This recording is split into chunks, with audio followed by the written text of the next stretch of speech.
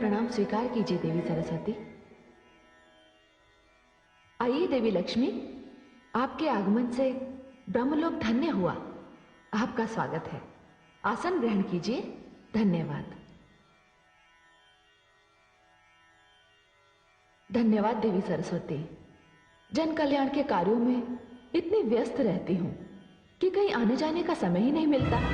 अब क्या करूं? मेरा नाम ही लक्ष्मी है, धन और वैभव की देवी हूं। सारा विश्व आदर करता है मेरा। घर घर में मेरा स्वागत होता है। जहां जहां पहुंच जाती हूं, सुख, संपत्ति और वैभव अपने आप पहुंच जाते हैं वहां। यह सत्य है देवी कि आप सुख, संपत्ति और वैभव की देवी हैं। यह भी सत्य है कि घर घर में आपका स्वागत होता है। किंतु क्या देवी सरस्वती? किंतु आप कहीं टिकती नहीं, स्थिरता नहीं है आप में। इसलिए तो संसार आपको चंचला कहता है। क्षणे रुष्टा क्षणे तुष्टा। आप एक क्षण में रुष्ट हो जाती हैं और एक क्षण में तुष्ट। आज आप यहां हैं तो कल वहां। किंतु मैं ऐसी नहीं हूं। मैं तो ज्ञान और विद्या की देवी हूं। मैं एक बार जिस मंदिर में प्रवेश कर जाती हूं, वहां सदा के लिए स्थापित हो जाती हूं। किंतु मेरे बिना किसी को जीवन का सुख नहीं मिलता। मैं धन हूं देवी सरस्वती, और निर्धनता सबसे बड़ा अभिशाप है। धन तो मैं भी हूं देवी लक्ष्मी। अंतर इतना है, आपका दिया हुआ धन तन के लिए है और मेरा दिया हुआ धन मन के लिए है। आपका दिया हुआ धन कोई भी चुरा सकता है, छीन सकता है, किंतु मैं तो विद्या हूं, ज्ञान हूं। मुझे ना तो कोई चुरा सकता है, ना छीन सकता है। और सबसे बड़ी बात तो यह है कि मेरा दिया हुआ धन जितना भी बांटिए उतना ही बढ़ता है। देवी सरस्वती, आप जानती हैं राजा को राजा क्यों कहते हैं? क्योंकि उसके पास मैं हूं। आप भूल रही हैं देवी लक्ष्मी, राजमुकुट का तब तक कोई अर्थ नहीं जब तक उसके पीछे राज तिलक का आधार ना हो, बल ना हो, संस्कार ना हो। और राज तिलक के पीछे शक्ति होती है मंत्र की, विद्या की, ज्ञान की। और सत्य तो यह है देवी लक्ष्मी कि जिसके पास मेरी दी हुई बुद्धि की शक्ति ना हो, उसके पास आपका दिया हुआ धन भी नहीं रह सकता। देवी सरस्वती, आपके पास थोथे शब्दों की कमी नहीं। आप तो बस वाणी ही वाणी हैं। देवी लक्ष्मी,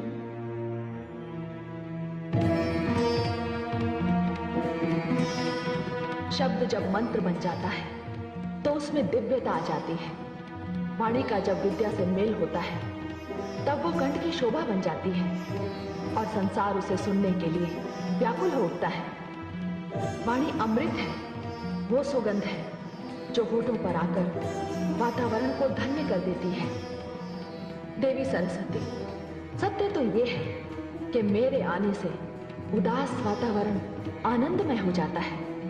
रोते हुए मुख हंसने लगते हैं। और वो बात तो आपने अवश्य सुनी होगी कि भूखे पेट भजन भी नहीं होता।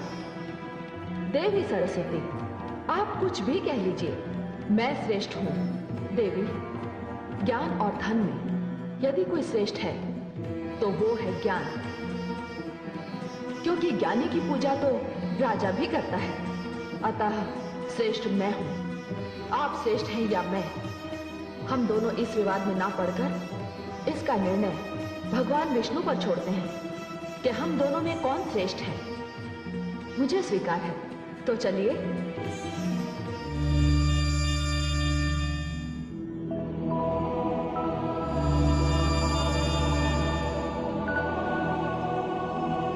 प्रणाम देवी सरस्वती।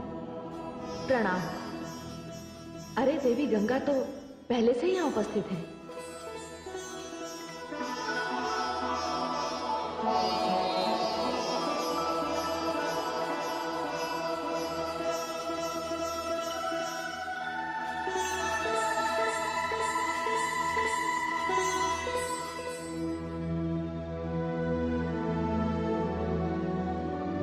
हे देवी लक्ष्मी, आप मुझे स्वयं यहाँ लेकर आई हैं। आपने मुझे आसन तक ग्रहण करने को नहीं कहा।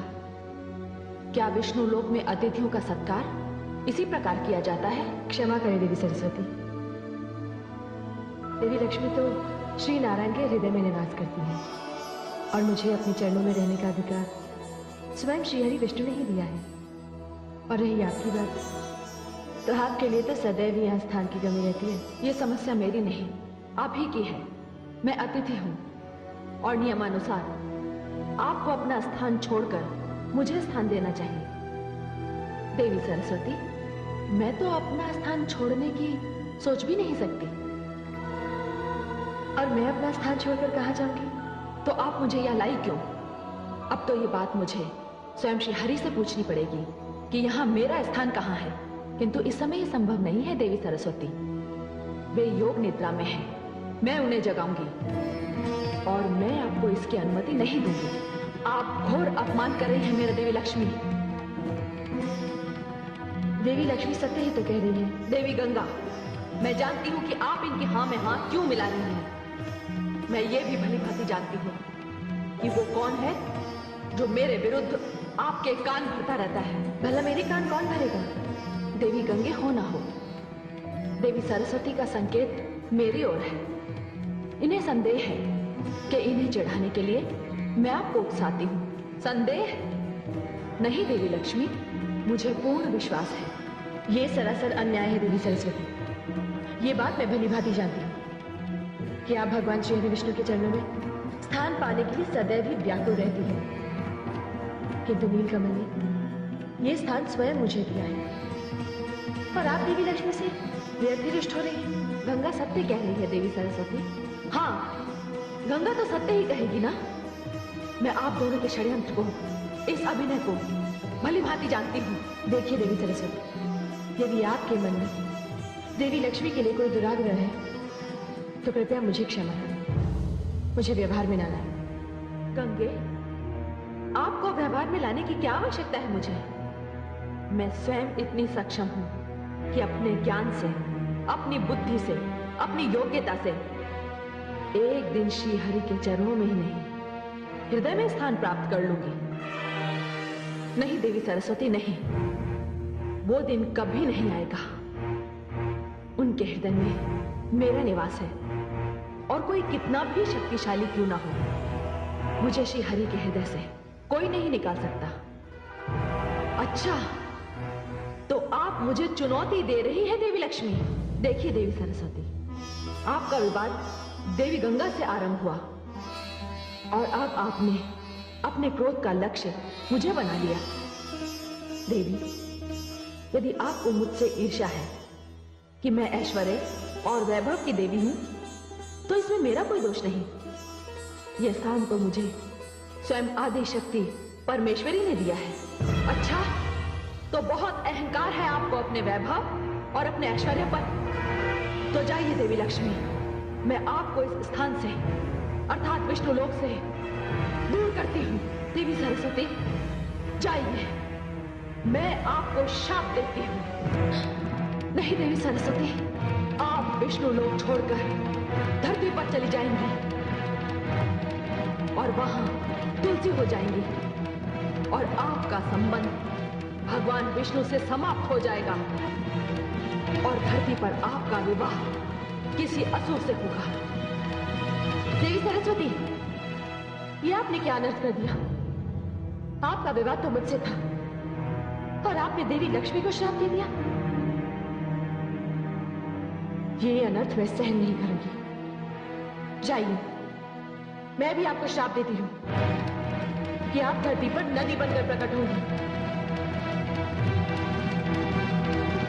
जाइए, नीचे उतर जाइए। देवी गंगे, आपने देवी लक्ष्मी के लिए मुझे शाप दिया, तो मैं भी आपको शाप देती हूं कि अब आप श्री हरि के चरणों से निकलकर धरती पर नदी बनकर उतरेंगी और अधिक से अधिक पापियों के संपर्क में आएंगी। आप पापियों से घिरी रहेंगी।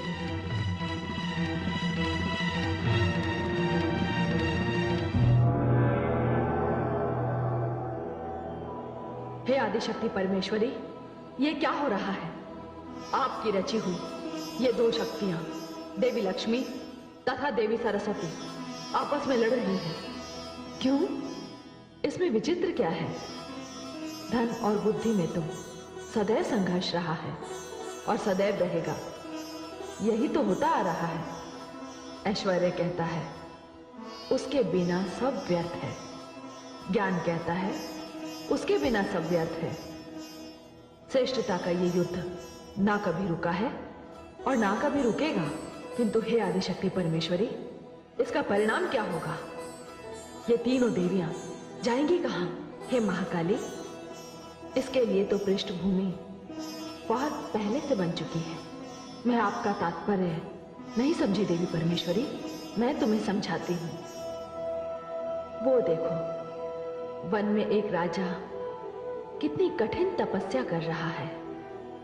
इस राजा का नाम है धर्मध्वज। ओम श्री लक्ष्मी देवाय नमः। ओम श्री लक्ष्मी देवाय नमः। ओम श्री लक्ष्मी देवाय नमः। ओम श्री लक्ष्मी देवाय नमः। ओम श्री लक्ष्मी देवाय नमः। ओम श्री लक्ष्मी देवाय नमः। ओम श्री लक्ष्मी देवाय नमः। ओम श्री लक्ष्मी देवाय नमः। ओम श्री लक्ष्मी देवाय नमः। ओम श्री लक्ष्मी देवाय नमः। ओम श्री लक्ष्मी देवाय नमः। ओम श्री लक्ष्मी देवाय नमः। हे देवी परमेश्वरी, ये तो देवी लक्ष्मी की तपस्या कर रहा है। ये धर्मध्वज क्या चाहता है? हे देवी, इसकी कोई संतान नहीं है और वो देवी लक्ष्मी को संतान रूप में प्राप्त करना चाहता है। सच पूछो तो मेरी भी यही इच्छा थी कि ये देवियां स्वर्गलोक से पृथ्वी पर जाएं और पृथ्वी निवासियों के काम आए। हे देवी परमेश्वरी, ये कैसे होगा? देवी लक्ष्मी पृथ्वी पर तुलसी बनकर जन्म लेगी। देवी सरस्वती एक कल्याणकारी जलधारा के रूप में प्रकट होंगी और देवी गंगा को भागीरथ नाम का एक महान तपस्वी राजा धरती पर उतार कर ले जाएगा। हे देवी परमेश्वरी, यह सब आपकी इच्छा से हो रहा है। आपकी लीला अपरंपार है। मैं भी देखती हूं पृथ्वी पर उतर कर ये देवियां क्या करती हैं। किंतु इस समय तो देवी लक्ष्मी अपने शाप को लेकर बड़ी चिंतित हैं।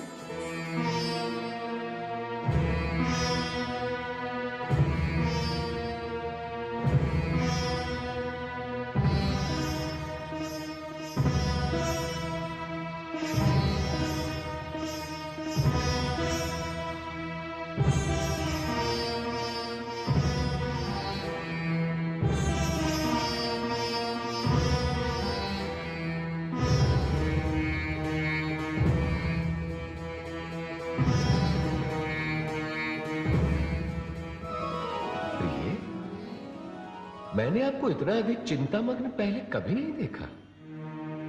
हे कमल लोचन, आप तो यूं ही योग निद्रा में थे। आपको तो ज्ञात भी नहीं होगा कि यहां देवी सरस्वती ने पधार कर क्या अनर्थ कर दिया। नहीं नहीं, मुझे तो कुछ भी ज्ञात नहीं, परंतु अनर्थ क्या हुआ? हे कमल लोचन, कहां मैं और कहां वो, और वो मुझे शाप देकर चली गई। श्राप? आपको श्राप?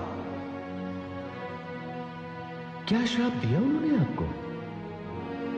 मानव योनि में जन्म लेने का। प्रिय, ये तो कोई श्राप ना हुआ, ये तो विधि ने पहले से ही रच रखा है। कदाचित आप ये नहीं जानती कि राजा धर्मध्वज आपको पुत्री रूप में प्राप्त करने के लिए आप ही की तपस्या कर रहे हैं। यदि आप उनका कष्ट देखेंगी तो आपका हृदय पिघल जाएगा और आपको उन्हें वर देना ही पड़ेगा। तनिक देखिए तो कि राजा धर्मध्वज की क्या स्थिति है। वन में तपस्या करते करते उनके शरीर पर धूल मिट्टी ने अपना डेरा जमा रखा है। वे कभी भी किसी भी भयानक वन्य प्राणी का आहार बन सकते हैं। आप तो करुणामयी है ना? जाने आपका ध्यान राजा धर्मध्वज की ओर क्यों नहीं गया?